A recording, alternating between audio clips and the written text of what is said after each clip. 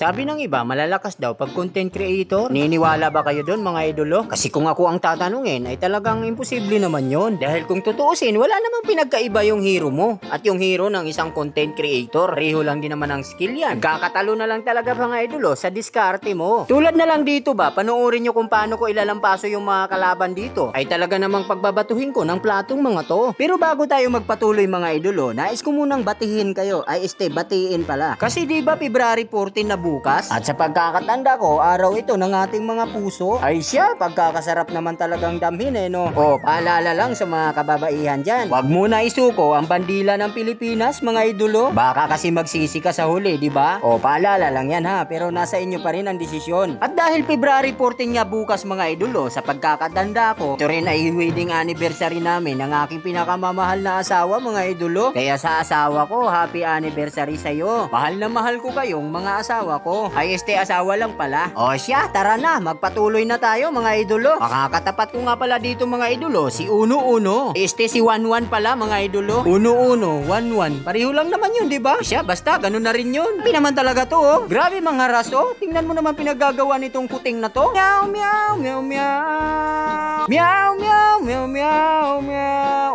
O, ayan, tigok ka tuloy. Masyado ka kasing greedy, no? Tapos dito mga idolo, habang kinukuha ko itong ulok, nang bigla na lang may kung anong bagay ang tumama sa ulok na ito. At dito ngay napagtulungan pa ako ng dalawa. Ayan na nga, nakalipad na nga yung 1-1 mga idolo. Grabe naman talaga si Uno-Uno. Abay, tinamaan pa ako ng pana ni Selena. Grabe ba? Dito nga mga idolo, hindi ko na malaman ang aking gagawin dito. Basta pinagbabato ko na lang ng plato ang mga to. Ngunit nagulat ako nang may biglang lumutang na malaking aso sa harapan ko. At sa kabutihang palad mga idolo, palad ako nakaligtas sa malaking aso na to. Ngunit sa susunod na mga pangyayari mga idolo, busan na ata ako ng swerte rito. O, level 11 na ako mga idolo. Ay naasahan ko na kaya ko ng labanan ng aso na to. Ngunit maling akala na naman pala mga idolo. Grabe ba, pinaghabol ako ng aso. May sinabayan pa ako ng matinding lag mga idolo. Kaya ayun, huli na namang nagtapos ang buhay ko. Dito sa aking muling pagkabuhay, agad akong nagtungo sa top lane. Para ako ay muling mamatay. Umay, kabubuhay lang ay patay na naman. Grabe ba naman, 4 sila mga idolo. Pinagtulungan ako. Sa aking muling pagkabuhay mga idolo, agad akong nagtungo dito kay Lord para humingi sa kanya ng tulong. Nang sa ganun ay matapos na ang laban na to. Dito sa kabutihang palad mga idolo, matagumpay naming nakuha ang Lord dito. Dito inyo makikita mga idolo na matagumpay na nga naming napasok ang base ng kalaban. At isa na lang ang natitira sa kanilang buhay. At dipinsahan itong tori nila mga idolo. Ngunit pati nga siya rito ay binawian na rin ng buhay. Sabi naman talaga ang lakas ng mga kasama ko. Buhat na buhat ang idol nyo. Ay siya, muli maraming salamat sa inyo idolo.